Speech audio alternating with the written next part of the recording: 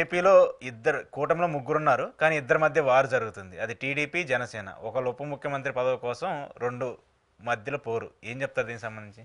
బుర్ర తక్కువ ఆలోచనలు, బుద్ధి గెలని సస్వతనం అంటారు. ఉమ్, ఆల్రెడీ వైఎస్ఆర్సీపీకి ఒక టెంకుజల్ తగిలింది. ఏది జగన్మోహన్ రెడ్డి గారు పవన్ కళ్యాణ్కి ట్రాప్ ఇస్తే ట్రాప్లోంచి చేప గెలగెల కొట్టుకుంటుంది అనుకుంటే చేప వల్లోంచి బయటికి గింతి వాళ్ళ సన్నిధానంలో చేరి హ్యాపీగా అధికారాన్ని ఎంజాయ్ చేస్తున్నారు. ఉమ్, ఇప్పుడు మళ్ళీ ఈ జనవరికి ప్రతి నెల ఒక టాస్క్ ఇచ్చినట్టు ఈ నెల ఏంటంటే ఉప ముఖ్యమంత్రి మీద చర్చ జరిగేలా చేస్తున్నారు. ఓకే. వాళ్ళ వెనకాతల నుంచి చేసుకున్న పనులు ఏంటి హ్యాపీగా central government first time Tirumala మీద ఇంటర్వ్యూన్ అవడానికి అవును. ఒక డ్రాస్టిక్ స్టెప్ తీసుకుంది. దానికి వీళ్ళు కాళ్ళు చేతులు పట్టుకుని మొత్తానికి అది జరగకుండా ఆపగలిగారు. ఓకే. చర్చ దేని మీద జరుగుతుంది? పనికి మళ్ళీ చట్టం మీద. ఉమ్, ఆడ కిరసనాల బడ్డ డబ్బా సాన్లో అయితే డైరెక్ట్గా చెప్తుంటాడు ఏంటంటే ఉప ముఖ్యమంత్రి అలా చూడండి బ్రహ్మానంద గడి సినిమాలో పద్మశ్రీ అని బిరుదు తెచ్చుకుని నేనే పెట్టుకున్నాను అన్నట్టు ఉప ముఖ్యమంత్రి అన్నది ఒక అలంకార పదం. రాజ్యాంగంలో ఎక్కడ దానికి ఇది లేదు, అవును. దానికి ప్రోటోకాల్ కూడా ఉండదు. క్యాబినెట్ మినిస్టర్కి ఇచ్చే ప్రోటోకాల్ ఇస్తారు. ఉమ్, అర్థమైందా? దీనికి ఓవర్ యాక్షన్ చేసి మధ్యలో లోకేష్ కట చంద్రబాబు గారి క్యాబినెట్లో రా, ఇది కేంద్ర క్యాబినెట్లో ఇటు ఆగుని తెలియని దేనికి. ఉమ్. కానీ ఎందుకు ఇప్పుడు ఇప్పుడు ఈ పెద్ద ఎత్తున ఎందుకు చేయాల్సి వస్తుంది? జనవరి టాస్క్ అండి ఇది. జనవరికి ఏంటంటే వీళ్ళకి వైఎస్ఆర్సీపీ వాళ్ళకి కూడా మీరు అబ్జర్వ్ చేయండి, వాళ్ళకి ఇంకే సబ్జెక్టులు వాళ్ళు చేసిందా లేని చెప్పుకోరు. పవన్ కళ్యాణ్ చుట్టూ గెంతూ ఉంటారు కోత ఆటాడుకుని. ఆ ట్రాప్లో వాళ్ళు పడి ఉన్నారు. మనం ఏం చేస్తుంది దానికి? దీనివల్ల ఉపయోగం లేదు. ఏం ఉపయోగం ఉంటుంది? ఇప్పుడు నిన్న ఎందుకు ఎవరో దాకా మీకు అక్కర్లేదు. మాసేన్ రాజేష్ గారు ఆయనకి ఏముంది? ఆ టికెట్ పీ గన్నవరం టికెట్ త్యాగధనుడు ఆయన. ఇంకో ఆయన ఎవరో పెటాపురం వర్మ గారు త్యాగధనుడు. ఈ సోమిరెడ్డి గారు ఉనికి కోసం అరువులు చేస్తూ గంటా శ్రీనివాస్కి లోకేష్ అన్నాడు ఒకసారి వింటే అది సేమ్ ఎప్లికబుల్ సోమిరెడ్డికి కూడా. గతంలో దేవినేని ఉమ్మగారు ఉన్నారు కాబట్టి పాపం త్యాగధనుడైనా ఈయన ఏడుపు తట్టుకోలేక ఎమ్మెల్సీ ఇప్పించి ఇంకా బాధపడిపోతుంటారు. మినిస్టర్ కూడా ఇప్పించినంత గొప్ప ఔదార్యం చాటుకున్నాడు దేవినేని ఉమ్మ. ఆయనకే దిక్కులేదు ఇవాళ. అవును, ఆయన పరిస్థితి కూడా ఇదంతా లోకేష్కి వెనకాల భజన స్టార్ట్ చేస్తే వీళ్ళకి రాబోయే కార్పొరేషన్లో అయితే ఏదో పనికొచ్చిన పదవులు ఎమ్మెల్సీలో ఏవో ఉంటాయని ఎవరు ప్రాపత్రాలు ఉన్నారు. సోమిరెడ్డి గారు పొలిట్ బ్యూరో పరంగా నాకు ఏమైనా మినిస్ట్రీ ఎక్స్క్యూజ్ మీ ఏమైనా ఛాన్స్ ఉందా అని.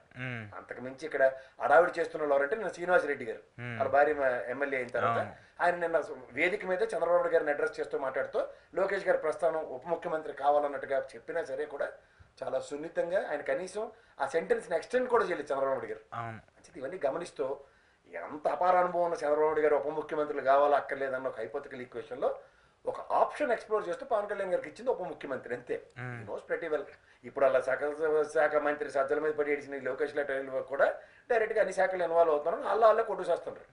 ఈ విషయాలు ఎక్కడ చర్చనివ్వకుండా అనవసరమైన విషయాలన్నీ తీసుకొచ్చి ఉప ముఖ్యమంత్రి ఏడు చేస్తారు. ఉప ముఖ్యమంత్రి పదవి పెట్టుకుని గతంలో 5 నుండి ఏడు చేశారు. 5 ఆల్కాయలు తెలియదు సరిగ్గాను. చెప్పండి.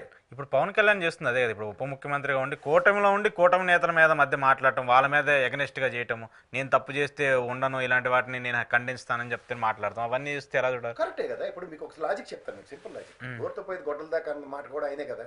ఇప్పుడు ఇదే తిరుమల తిరుపతి దేవస్థానంలో జరిగిన తొక్కిసలాట్లో 6 ప్రాణాలు పోయాయి. ఎవరి తప్పు? TTD chairman. ముమ్మూర్తిలో పూర్ణకొమ్మ తీసుకొచ్చి ఇచ్చాడు కాబట్టి టీటీడీ చైర్మన్ ఇచ్చి బోర్డు పెట్టారు. సొంత పెత్తనం వెలగబెట్టి పైన టికెట్లు కాకుండా కింద టికెట్లు ఉంటేనే పైకి రావాలి. ఈ క్లాసుల వల్ల జరిగిన ఉపద్రవం 6 ప్రాణాలు. పొద్దు నుంచి అన్నపానీలు కూడా ఇవ్వకుండా ఇది అన్ని వేళ్ళు అటుపక్క చూపిస్తున్నప్పుడు ఆయన ఏం చెప్తాడు? ఫస్ట్ ఆయనే ప్రొటెక్షన్కి వచ్చాడు. సారీ చెప్తాం అట్లీస్ట్. రాగానే లోకేష్ గారు ఏంటన్నారు? అరే అది ఆయన స్టాండ్, ఆయన పార్టీ సిద్ధాంతం మాకు కాదు అన్నారు. వీళ్ళు ఇటు తిప్పి 3 రోజులు పంచేంద్రాలు మూసుకొని సారీ చెప్పారు. కానీ ఈ రోజు అసలు మీరు సింగిల్ జడ్జి ఎంక్వైరీ చేసిన ఆయన పేరు ఏంటంటే సంజీవ్ కపూర్ గారు, అక్కడ సంజీవ్ ఖన్నా గారు ఢిల్లీ నుంచి కేంద్ర హోంశాఖ మంత్రి దర్యాప్తుకు వచ్చిన అన్ని వేళ్ళు బిఆర్ నాయుడు మీద చూపిస్తాయి కదా. అవును, మీరేమో తీసిమారు కానీ కాదు, ఈ కర్త కర్మ క్రియ మీ వల్ల ఇది ఎదురు జరిగింది, ఇమీడియట్ యాక్షన్ మీ మీదే ఉండాలి. దాని బదులు ఆవులు కాచుకునే వాళ్ళని, ఆవుల చుట్టూ తిరిగే వాళ్ళని ఆన్లైన్లో సస్పెండ్ చేస్తాం అంటే ఏముంది? ఏమన్నాడు జగన్మోహన్ రెడ్డి ఆవు వ్యాసం చూడండి, ఇటు తిప్పి అమ్మ జగన్మోహన్ రెడ్డి దగ్గర కంక్లూజన్ అవుతానంటే జగన్మోహన్ రెడ్డి వల్ల ఈ తప్పు జరిగిందని చెప్పేసి కూడా అర్థమయ్యే భాషలో చెప్పాలంటే సింపుల్ గా చెప్తున్నాను సార్. ఎలివేషన్స్ కి ఎక్కువ ఛాన్స్ ఇచ్చుకుని ఏళ్ళో లేదా ఫ్లెక్షన్ అనుకుంటే మీకు చిన్న ఎగ్జాంపుల్ చెప్తాను. ఒక వీడియో ఉంది. అమిత్ షా గారు కాల్ వేసుకుని కూర్చుని ఉన్నారు. ఆ కాల్ వేసుకుని కూర్చున్న దగ్గర చంద్రబాబు గారు వచ్చి ఆ సీట్ లో కూర్చుని చెప్పులు వేసుకోవాలి, షూ వేసుకుంటాడు. ఒకవేళ ఆయన కూర్చుంటే ఖచ్చితంగా కాలు తగులుతుంది. ఆయన కూర్చుంటాడని చెప్పి కాలు ఇటు పక్క మార్చాడు. మారిస్తే ఆయన మళ్ళీ కాల్ వేసుకుని కూర్చుంటాడు. ఆ కాల్ ఖచ్చితంగా పవన్ కళ్యాణ్ గారు కూర్చుంటే తగులుతుంది. కూర్చోకుండా ఆయన నిలబడితే చూసారా ఆయనకి పెద్దలంటే ఎంత గౌరవమో, ఈ కూటమి అమిత్ షా వల్లనే గెలిచారన్న కృతజ్ఞత ఎలా చూపిస్తుండో చూడండి ఎలివేషన్స్ ఇస్తున్నారు. ఇది మనకి కాంగ్రెస్ లో అలా జయరాం రమేష్ అని ఉంటాడు. ఆడు కిరణ్ కుమార్ రెడ్డి వెళ్ళినప్పుడు ఎలా కూర్చున్నాడంటే ఆడు దర్పం కాలు వేసుకుని ఏదో రాష్ట్రం కనికరించకపోతే కనీసం రాజ్యసభ కూడా దోకడు. అలాంటి వాడిని పట్టుకొని ఆ కాలు మీద కాలు వేసుకొని వాళ్ళు ఎలగబెడుతుంటే మనం భరించాలి. ఉమ్, సదరన్ స్టేట్స్ ప్రైడ్ ఎప్పుడు ఎలా ఉంటుందంటే దాన్ని ఎప్పుడైనా తగ్గించడానికి చూస్తుంటుంది ఢిల్లీ రాజకీయం. ఉమ్, ఆ ఢిల్లీ రాజకీయాన్ని వీళ్ళకి అడుగును మనం మాత్రం అలవాటు అయిపోయింది. ఉమ్. ఇప్పుడు బీజేపీ తగ్గిస్తుంది కదా. ఆబ్వియస్గా తెస్తుంది మెడికల్. నిన్న చూశారు కదా అమిత్ షా గారు వచ్చినప్పుడు ఈ కూటమికి సంబంధించిన రాజకీయం కంటే జగన్మోహన్ రెడ్డి ఢిల్లీలో ఎక్కడ ఉన్నాయి, జగన్మోహన్ రెడ్డి ఇంట్లో ఎన్ని గదులు ఉన్నాయని చెప్పేసి టీడీపీకి సంబంధించిన మీడియా ఫ్రంట్ లైన్లో రాసుకుంటూ వచ్చింది. బుర్ర తక్కువ వ్యాపారం అంటారు వాళ్ళు. ఉమ్, మీకు అదే చెప్తుంది, ఇది ఆల్ ఫాలింగ్ ట్రాప్. మళ్ళీ మనం మాట చిన్న విషయం చెప్తాను. ఉమ్, 16 నెలలు జైల్లో ఉన్న జగన్మోహన్ రెడ్డి గారు కాంగ్రెస్ గవర్నమెంట్లో, ఉమ్, యలహంక ప్యాలెస్ బెంగళూరే కదా, అది నిన్న కాక మొన్న అంతర్గా భూభాగం నుంచి వచ్చింది కాదు కదా. పార్టీ ఆవిష్కరించబడింది ఏది వైఎస్ఆర్సీపీ, ఏదో లోటస్ పాండ్ నుంచే కదా. ఉమ్, అవును. ఇంకా ఎలక్షన్స్ ముందు, ఏది 2019 ఎలక్షన్స్ ముందు నేను తాడేపల్లి ఇల్లు కట్టుకుని ఇక్కడే ఉంటానని ప్రాతిపదికకు వచ్చారు కదా. ఈ 3 బిల్డింగ్లు అక్కడే ఉన్నవి, ఆయన కట్టుకున్నారన్న విషయం ప్రపంచం అంతా జరిగింది. ఉమ్, ఈ తెంగరోళ్ళకి ఇప్పుడు తెలిసిందే. అందుకే ఈ తెంగర తిరణాల బ్యాచ్ కిరసనాలు అమ్ముకున్నోడిని, పెట్రోల్ బంకుల్లో పని చేసుకున్నోడికి, మొహం అంతా పౌడర్ డబ్బా రాసుకుని పులిహార గడిపే వాళ్ళకి వార్తలు చదవమంటే ఇలాగే దిక్కుమాల వార్తలే ఉంటాయి. ఉమ్, ఎవడైనా కడుపు కన్నా తిన్నాడు. అమిత్ షా గారి స్థాయి రాజకీయాల్లో ఆయన పండిపోయిన తనానికి ఇవాళ దేశాన్ని కబడాడించేస్తుండే ఆయన. పక్కన నరేంద్ర మోడీ ఈయన కలిపి ఇటు జగన్మోహన్ రెడ్డికి ఇల్లు ఉన్నాయా, ఇంటికి స్లాబ్ వేసాడా, ఇనప గడ్డలు ఎట్టాడా పైన, ఎవరు మీకు చెప్తుండ్రు.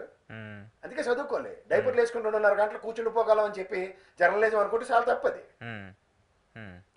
కాదు సార్, ఇప్పుడు ఎవడన్నా అడుగుతారండి. ఇప్పుడు మళ్ళీ అనమాట మన ఫ్రెండ్ ఎవడు ఉంటాడు, 4 రాళ్ళు సంపాదించుకుని మంచి ఇల్లు కట్టుకుని అక్కడ గృహప్రవేశం పిలుస్తాడు. ఏంటంటాం మనం? చెప్పండి ఏంటంటాం?